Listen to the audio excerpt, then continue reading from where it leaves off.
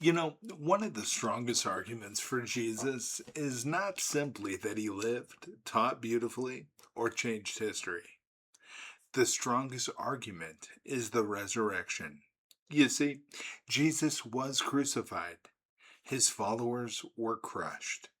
Then something happened that convinced them he had risen from the dead, and they spent the rest of their lives proclaiming that message, even when it cost them everything. And for me, that matters because the disciples were not expecting the cross.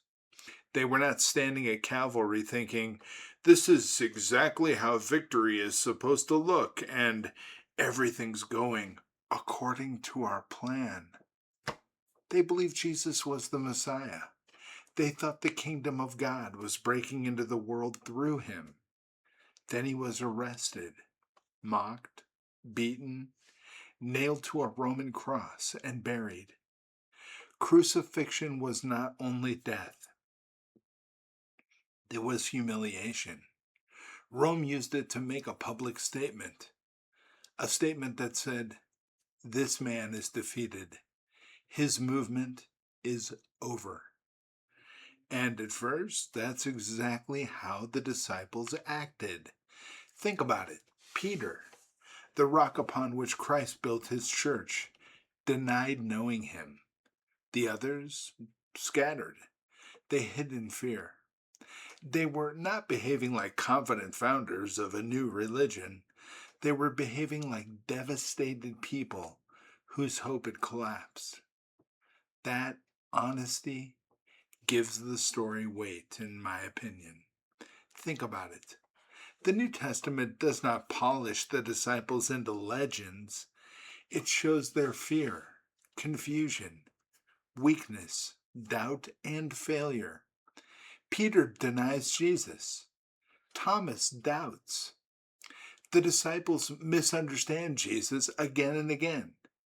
They are not presented as fearless heroes. And that does not sound like propaganda to me. It sounds like memory. Then, very soon after Jesus was killed, those same frightened followers began preaching something dangerous. God had raised Jesus from the dead. Not his teachings live on, not that his spirit was still with us, not he was a good man who died unjustly. They claimed he was alive. And they did not preach this claim in some distant land centuries later. They preached it in the world where he had just been executed, among people who knew the story, under authorities who had every reason to stop the movement before it spread. And if Jesus had stayed dead, Christianity should have ended with the cross. The disciples should have returned to ordinary life. They could have honored him as a martyr. They could have preserved his sayings. But they did something far more radical. They declared him Lord, and they suffered for it. Some of them were beaten. Some were imprisoned. Some were rejected, and some were killed. They had every reason to stop, soften the message, or save themselves. But they kept preaching that Jesus had risen. Now, this point needs to be understood carefully. I want you to think about this. People can die for false beliefs. History proves that. But people usually die for false beliefs they sincerely think are true. The apostles were different because they were not dying for something they merely inherited.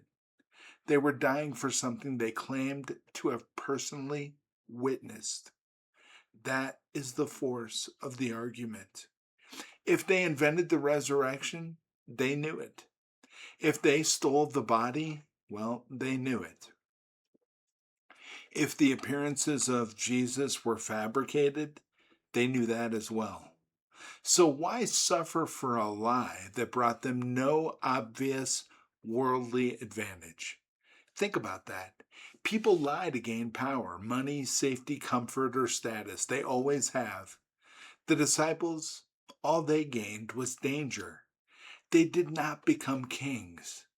They became witnesses under pressure. And their suffering does not prove every detail of Christianity by itself, but it strongly proves sincerity. They truly believed Jesus had risen, and that conviction demands an explanation. I want you to consider Paul. Paul was not a grieving disciple desperate to keep Jesus' memory alive. He was an enemy of the early Christian movement. He opposed it. He persecuted and ordered the killing of thousands of believers. Then something changed him so completely that he became the very thing he had tried to destroy. I mean, think about that. Paul's explanation was simple. He encountered the risen Christ. And that's difficult to dismiss.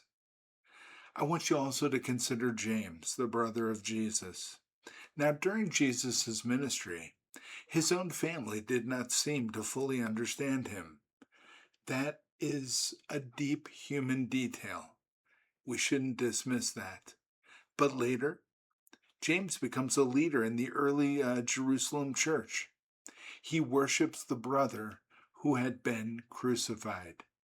Now, what can move a man from skepticism toward his own brother to worshiping him as Lord?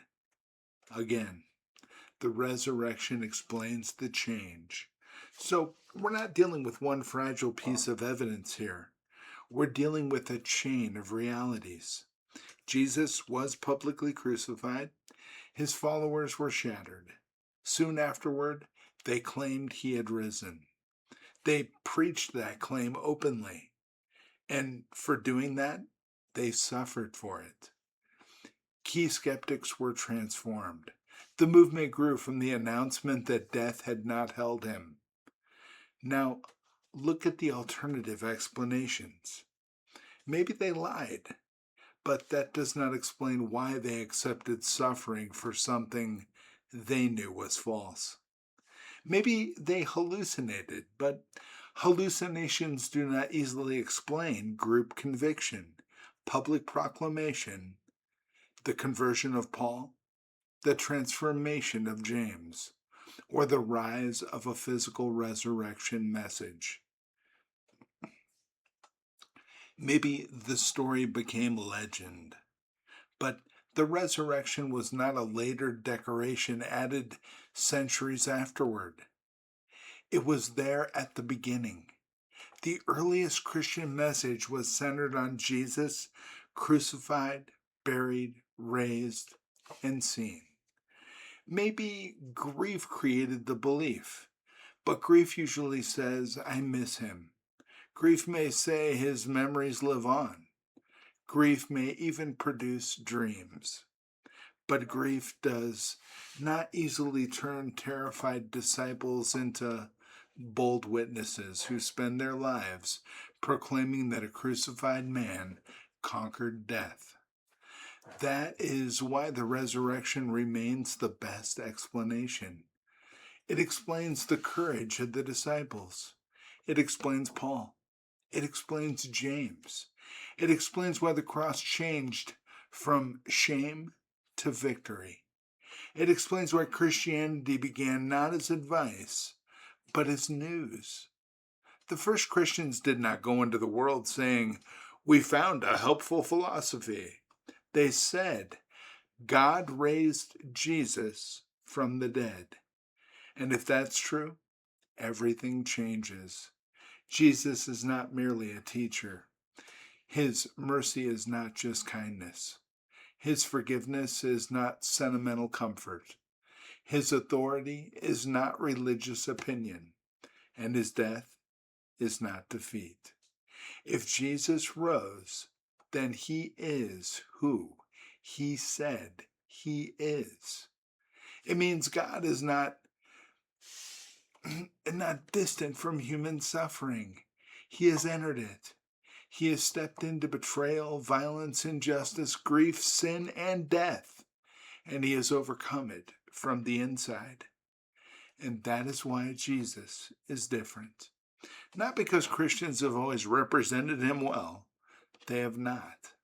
Not because churches have never failed. Because they have. Not because every question becomes easy. Because it does not. Jesus is different because the best explanation for the beginning of Christianity is still the one the first witnesses gave. He was crucified, he was buried, he rose, and they saw him. And once they believed that, death itself no longer had the final word. That is the strongest argument for Jesus Christ. Witnesses who had every reason to run stood firm.